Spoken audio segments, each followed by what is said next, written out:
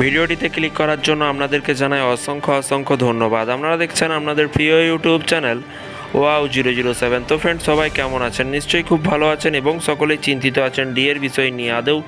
DA আদৌ মিলবে কিনা সকলের মধ্যেই কিন্তু চিন্তা আছে এবং স্থায়ী অস্থায়ী চুক্তিভিত্তিক কর্মচারীরাও সকলেই চিন্তা আছে কবে পুজোর বোনাস বৃদ্ধি করবে বা পূজার বোনাস ঘোষণা করা হবে এবং বেতন পুজোর আগে বৃদ্ধি করা হয় কিনা সেই সব নিয়ে কিন্তু সকলেই চিন্তিত আছেন। এরই মাঝে সরকারি কর্মচারীদের জন্য সুখবর, সেপ্টেম্বরে বাড়ছে ডিএ। কি বলা হয়েছে? এখানে বলা হয়েছে আজ 1 সেপ্টেম্বর 2024 থেকে কেন্দ্রীয় সরকারি কর্মচারীদের জন্য সুখবর এসেছে। এবারও কিন্তু বাড়তে চলেছে ডিয়ারনেস অ্যালায়েন্স বা ডিএ। বিভিন্ন প্রতিবেদন অনুযায়ী কিন্তু চলতি মাসে কেন্দ্রীয় কর্মচারীদের 4% ডিএ বেড়ে যাবে। বর্তমানে সরকারি কর্মচারীরা 50% ডিএ পাচ্ছেন এবং নতুন বৃদ্ধি এই হারকে কিন্তু 54তে কিন্তু নিয়ে আসবে। মুখ্যমন্ত্রী আসরে কিন্তু পুর নিগম কর্মচারী লাভবান হবেন এবং উত্তরাখণ্ডের মুখ্যমন্ত্রী পুষ্কর সিং এবং ধামি সম্প্রতি পুর নিগম ও কর্মচারীদের সংগঠনের প্রতিনিধিদের সাথে কিন্তু বৈঠক করেন। বৈঠকে তিনি সরকারি কর্মচারীদের জন্য মহার্ঘ ভাতা বৃদ্ধির পাশাপাশি পুর নিগম কর্মচারীদের জন্যও কিন্তু ডিএ বৃদ্ধির আশ্বাস দিয়েছেন।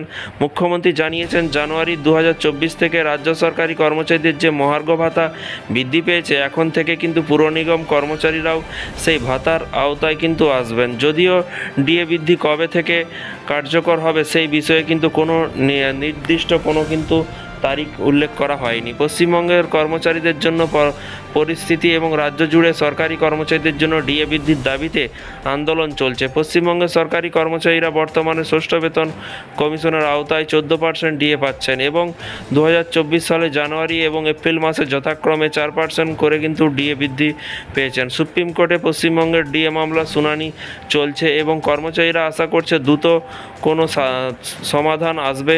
বর্তমানে কেন্দ্রীয় সরকারি কর্মচারীরা ডিএ বৃদ্ধির সিদ্ধান্তের জন্য অপেক্ষা করছেন, যা সেপ্টেম্বরের মধ্যে তাদের অ্যাকাউন্টে জমা হবে বলে কিন্তু আশা করা হচ্ছে।